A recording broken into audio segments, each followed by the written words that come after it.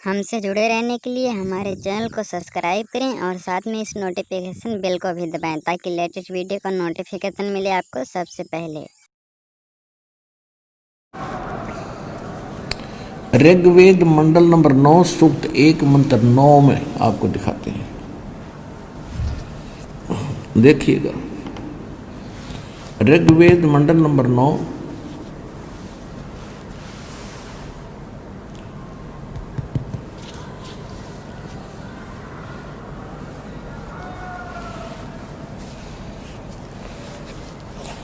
और ये अनुवाद किसने किया? कोई नहीं सोचा कि रामपाल ने संस्कृत ना आती, इन इंजीनियरों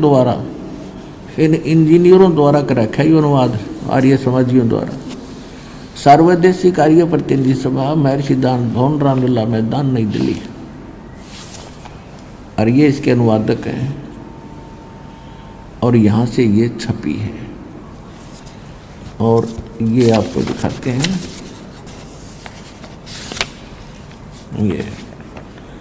ये है ऋग्वेद मंडल नंबर 9 और सूक्त नंबर 1 और मंत्र नंबर 9। इसमें क्या किया है कि उस सोम माने सोम स्वभाव वाले श्रद्धालु पुरुष को शिशुम, अब मूल संस्कृत में देखो, अभी इमम अधन्या उत्सृणंती धेन्व शिशु, ये शिशु रूप धार कर जो प्रकट होता है परमात्मा, उस समय का जिक्र है। इन्होंने यहाँ क्या गड़बड़ कर दिया कि यहाँ कर दिया सोम स्वभाव वाले पुरुष, श्रद्धालु पुरुष को, और कुमार अवस्था में सब प्रकार से अधन्या अहिंसनीय कर दिया। धेनो माने गौवे, धेनो माने गौवे, और तृप्त करती हैं। इनको ज्ञान तो था नहीं, उवा बाई वह क्या करते। अभी अधन्य का होता है, जैसे हमारी देसी भाषा में हरियाणा में क्या कहा करते, जो गाय नए दूध ना हुई हो, पशु ने जो यानी सांड ने बैल ने टच ना करी हो, गर्भ ना धारण कराया हो, उसको कहा करते या बिना धनाई है, बिना धनाई अधन्या, अधन्या। और अभी अधन्या यानी कंवारी, ये कंवारी गायें उस परमात्मा के जो शिशु रूप धारण करके प्रकट होता है, इस वेद मंत्र का ये अर्थ है। शिशु रूप धार कर जो परमात्मा प्रकट होता है, उस समय उनके परवरिश की लीला कंवारी गायों के द्वारा होती है। यहाँ इन्होंने श्रद्धालु पुरुष उड़ा दिया। अब देखना इनकी पोल तक खुल रहेगी, चोर चुरावत तोमड़ी गड्ढे पानी में। अब देखिए, अब ये है ऋग्वेद मंडल नंबर 9 नवम मंडल और प्रथम सूक्त और प्रथम मंत्र देखते हैं। इसमें परमात्मा की महिमा चल रही है। सोम माने हे सोम स्वभाव परमात्मन, वह पुरुष लिख के श्रद्धालु लिख दिया। ये एक मंत्र में है ना परमात्मा की महिमा। फिर 2 में देखो, अब 2 मंत्र में ये हे परमात्मा आप। फिर 3 मंत्र में हे परमात्मन, है परमात्मा की महिमा। और 4 मंत्र में हे परमात्मा, और 5 मंत्र में हे परमात्मा, और फिर इस 6 मंत्र में हे परमात्मा। अब यहाँ आकर याद आ गई इनके, रत रहेगी तो दानत की छुरी फेल होगी, परमात्मा की महिमा राग गए, वो ऐसे ऐसे प्रकट हो रहा है। तो इनने फिर अड़ंगा शुरू कर दिया 7वें और 8वें 9वें मंत्र में। देखो, अब 7वें में क्या कर दिया, उस पुरुष को, पुरुष माने परमात्मा होता है, अगर शाबला होता है, सही मीनिंग करें तो अर्थ। अब 8वें में क्या कर दिया, उस पुरुष को, ओए अब पुरुष माने परमात्मा होता है। अब देखो, एक अपनी देसी भाषा में आकर दी, काटे से काटा लिख दिया करें। इन इंजीनियर तो फेल करूंगा इनके उनसे।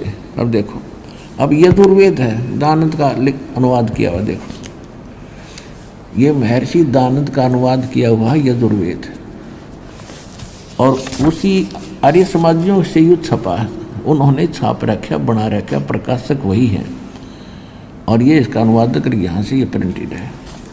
अब इसके 40वें अध्याय का 17वां मंत्र आपको दिखाते हैं।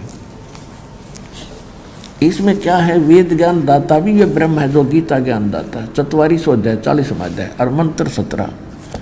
इसमें क्या लिखा है ये देखो, इसमें पुरुष शब्द है, पुरुष, और ये अनुवाद महर्षि दानंद का है। हे मनुष्य, जिस ज्योति स्वरूप, ये ज्योति स्वरूप से गीत वेद ज्ञान दाता यु काल है, ज्योति स्वरूप रक्षक मुद से अविनाशी यथार्थ कारण के आच्छादित मुख के तुल्य उत्तम अंग का प्रकाश किया जाता है, जो वह प्राण व सूर्य मंडल में पुरुष माने पूर्ण परमात्मा है। पुरुष माने परमात्मा, पूर्ण परमात्मा है। वह तो परोक्ष रूप है, वो तो गुप्त है। अहम मैं ब्रह्मलोक रूपी आकाश में रहता हूँ और मेरा ब्रह्म नाम है और मेरा ओम नाम है। ओम नाम जानो। इन्हें अड़ंगा करके भी ना छुपा सका।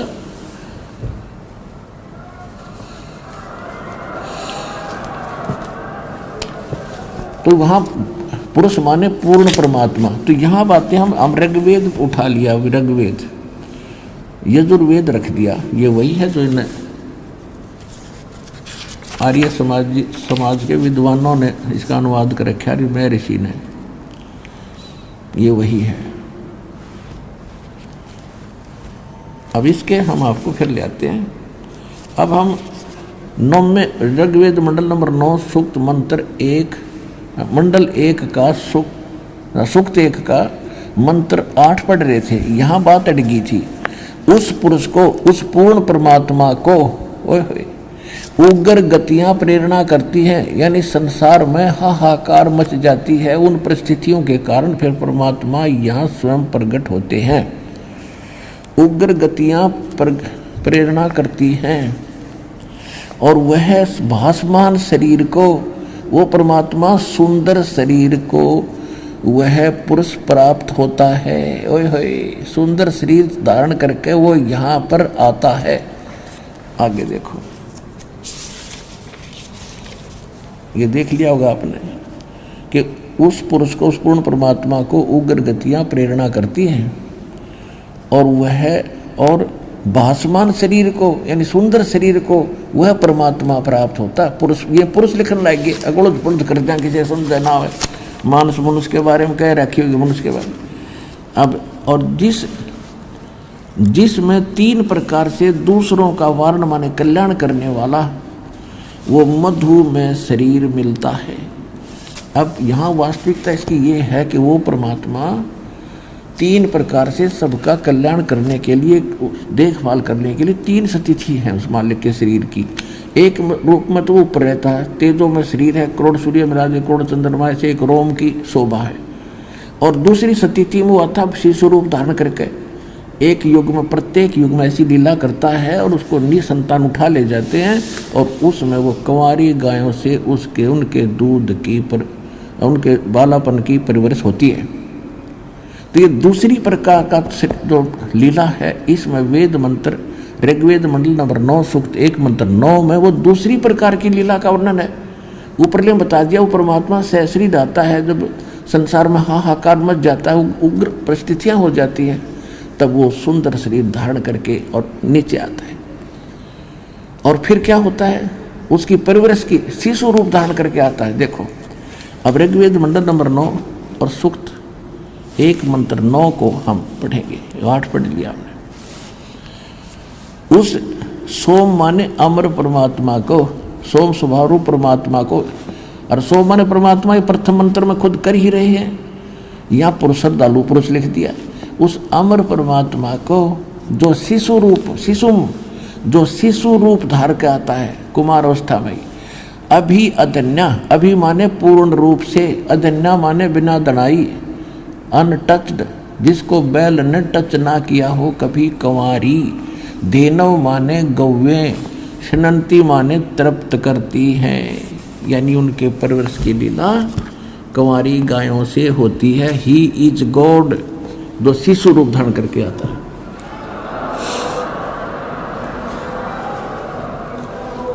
अब आपको पवित्र कबीर सागर में 600 वर्ष पहले परमात्मा आए थे, लीला की थी और उस समय लिखी थी कबीर सागर में। यूँ ना सोचो आज वेद में देख के लिख ली होगी, ये वेद तो दास ने 2002 में देखे, पहले शकल भी ना देखी थी इनकी। और ये देखो आज परमात्मा के इतिहास में जिसकी लीला में वेद समर्थन करते हैं, जिसकी लीला का, तो who is God? Kabir is God. Who is God? Kabir is God. देखो कबीर सागर, खेमराज श्री कृष्णदास प्रकाशन, मुंबई।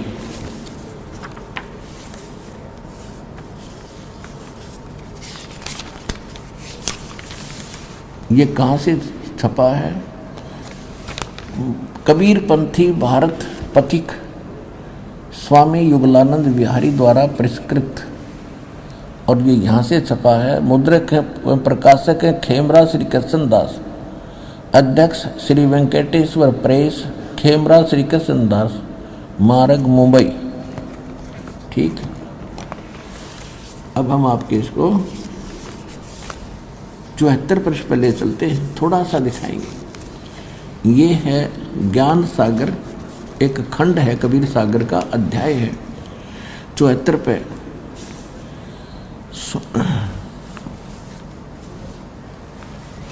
अब क्या बताते हैं?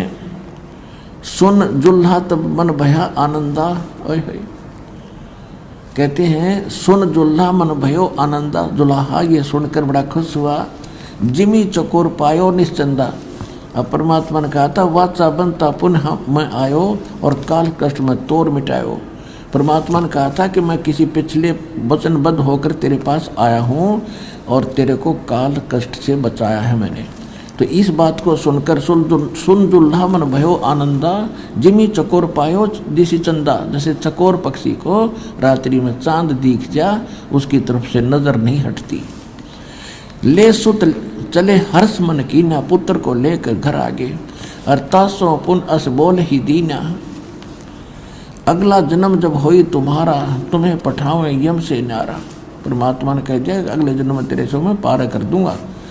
और सुत काशी को ले चले, लोग देखण ते आव, और अन्न पानी भखे नहीं, जुल्हा शोक मनाव। तब जुल्हा मन कीन तिवाना। दुल्हे ने मन में विचार किया, रामानंद सो कहा उत्पाना। रामानंद जी से जाकर इसकी जिक्र किया। मैं सुत पायो बड़ा गुणवंता, और कारण कौन बखे नहीं संता। हे संत जी क्या कारण है, ये खा नहीं रहा। रामानंद ध्यान तब धारा, जुल्हा सो तब ये वचन उचारा। पूर्व जन्म ते ब्राह्मण जाति, हर सेवा की नहीं भली भांति। कुछ तू सेवा हर की चूका, अर्थात भयो तेरा जुल्हो का रूपा। तो पिछले जन्म ब्राह्मण था, जिस कारण से तेरी कोई गलती के कारण दुल्हा बन गया। और प्रीत प्रभु गही तोर लीना, अर्थात जंगल में उद्यान में सुत तो है दीना। तो क्या कहता दुल्हा? कहता हे प्रभु जस की नो तस पाया। मैंने कोई गलती करी तो मैं दानक बन गया, कोई बात नहीं। आर्त हो तो दर्शन आया, मैं संकट में तेरे पास आया हूँ, मेरे संकट का निवारण करो, मेरा बालक कुछ खावे। सो कहिए उपाय गुसाई, बालक अक्षुदावंत कुछ खाई। ऐसा कोई साधन बताओ, उपाय बताओ जिससे मेरा बालक कुछ खा ले। रामानंद अस उक्ति विचारो, तुम सुध कोई ज्ञानी अवतारो। कि तेरा ये पुत्र है, कोई विद्वान पुरुष है, ब्राह्मण है।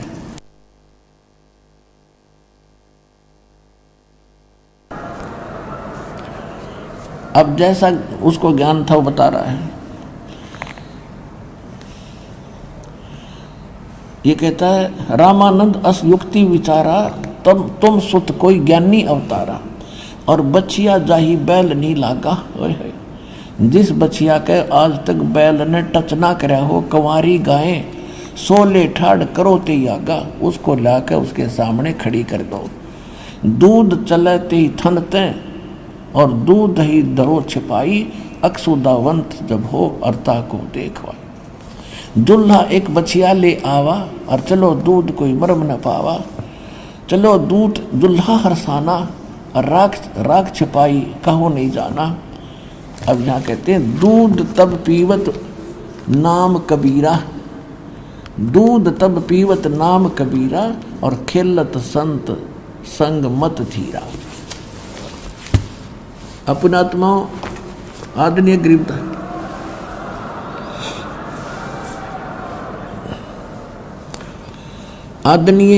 गरीबदास साहिब जी आंखों देखा मालिक के उस ज्ञान योग को, जैसे तुलसीदास जी ने रामायण को अपने शब्दों में, लाखों वर्ष पहले घटी रामायण को अपने शब्दों में, अपनी चौपाइयों में, वाणी में दोबारा चित्रार्थ कर दिया, और 100 की जो सत्य है वह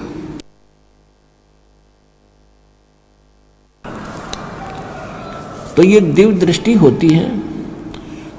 और तुलसीदास जी जैसे वेद व्यास जी ने 18 पुराण और 4 वेद और श्रीमद् भगवत गीता, ये तो श्रीमद् भगवत गीता बोली गई थी युद्ध के दौरान और लिखी उसने बाद में, और एक एक वर्ड ज्यों का तो लिख दिया, क्योंकि शब्द का नाश नहीं होता, ये न्यू के न्यू रहते हैं।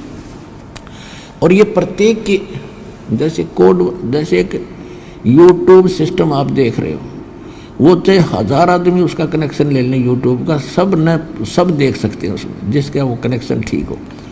तो इसी प्रकार एक दिव्य दृष्टि होती है जो तुलसीदास के पास थी, लेकिन उसकी रेंज कम थी, और गरीबदास जी को जो दिव्य दृष्टि मिली है उसकी रेंज की क्षमता बहुत ज़्यादा, बहुत अक्षमता थी, जिस कारण से गरीबदास साहिब जी ने भी बताया है, और परमात्मा ने उसको अपनी सारी कथा बताई दी थी।